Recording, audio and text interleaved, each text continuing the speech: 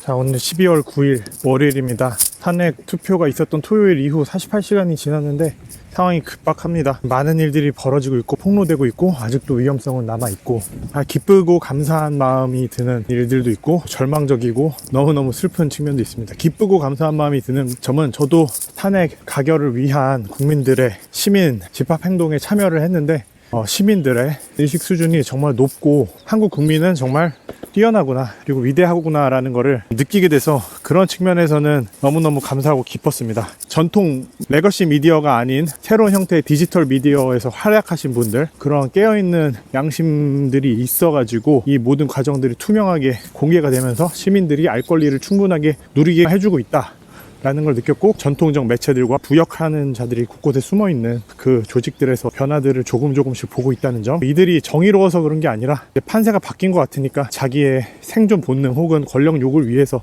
또 달려가는 거겠지만은 어쨌든 긍정적인 면이고요. 부정적이고 슬픈 면은 아직도 이 이슈에 대해 가지고 민주당이니 이재명이니 그런 이야기들을 하는 정말 몰상식하고 무지한 그런 많은 분들이 있습니다. 너무너무 슬픕니다. 이 와중에도 이재명 그리고 선거 부정 이야기, 내란 수개의 내란 범죄가 분명한 이 상황에서 민주당 탓을 하시면서 부정선거 윤석열과 의식적인 궤를 같이 하는 분들이 꽤나 많더라고요. 내란 사태까지 오기까지 계속해서 누적되어 왔고, 이태원 사건, 최상명 사건, 국민들의 안전과 경제, 외교 이 모든 것들이 다 개판이 났고 책임 있는 자리에서 거짓말을 정말 많이 했잖아요. 왜 그렇게 종교처럼 신봉을 하는지가 정말 이해가 되지를 않더라고요. 분노가 나는 이 지점은 헌법적 가치가 훼손되는 시점에, 인권과 자유가 짓밟힐 위험이 있는 이 지점에서 방조 내지는 지지하고 있다는 거는 자기가 정상적 시민이라면 판단하고 반성하고 적절한 행동을 해야 되는 게 정상적 민주 시민이거든요. 이런 분들은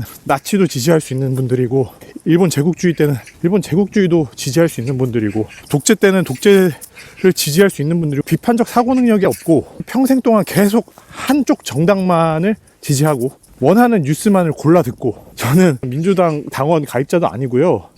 헌법 정신 위에 시민들의 피와 땀이 흘린, 우리가 배웠던 그 수많은 역사의 질곡과 아픔들이 녹여져 있는 역사라는 피 묻은 책 위에 쓰여진 헌법을 준수하는 법치주의 국가가, 그리고 왕정도 겪었고 뭐 신정도 겪었지만 그런 거 아닙니까? 정상적인 시민 정신이나 역사의식이 결여돼 있고 거의 광신에 가깝다 라는 생각이 드는 거예요. 이게 민주주의의 큰 위협이다. 그런 생각이 너무 슬프지만 들은 거죠. 진짜 계엄령 선포하고 군인으로 국회의원 몇 명 죽여도 괜찮다고 하겠구나. 뉴스 나와가지고 공산주의 세력이 우리나라 헌정을 유린하고 있다, 그대로 믿겠구나. 왜? 그냥 믿고 싶은 거예요. 그렇게 믿어왔던 거고, 단 한 번도 자신의 생각에 대해서 비판적으로 돌아보거나 고치려 하지 않은 거죠.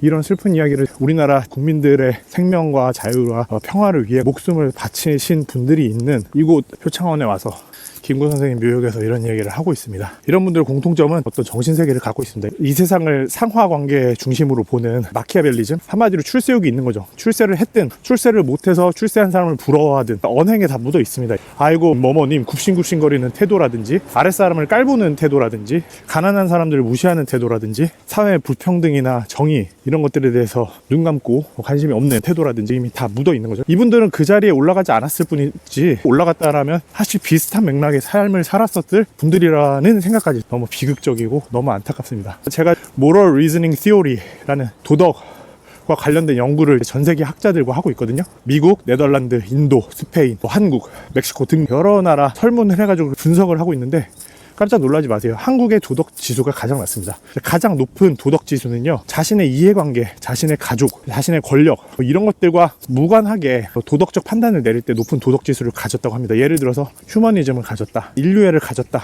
공존에 대한 철학을 가지고 있다, 높은 도덕 지수를 가지고 있다고 하고요. 이제 자기 중심, 자기 가족 중심. 문제가 뭐냐면 자기와 자기 가족을 중심으로 생각하다가 인류를 해치는 거예요. 극단적으로 나치의 히틀러도 자기 자신을 위한 보존 욕구입니다. 게르만 민족주의, 자기 민족 중심주의 아니에요? 윤석열이 지금 똑같은 걸 하고 있는 거잖아요. 도덕 이론에 따르면 인류의 숭고한 도덕적 수준에 미치지 못하는 낮은 수준을 가지고 있는 사람이 지도자가 된다는 건 그 가족에게는 행복이겠지만 이 인류의 불행입니다. 그렇기 때문에 신이 그런 사람에게는 권력을 주지 않고, 역사도 잠시 권력을 주겠지만 영원히 내놓지 않는 거고요. 역사가 존경할 만한 인물로 기록하지 않는 겁니다. 예를 들어서 이승만, 박정희를 대다수의 국민들이 존경하나요?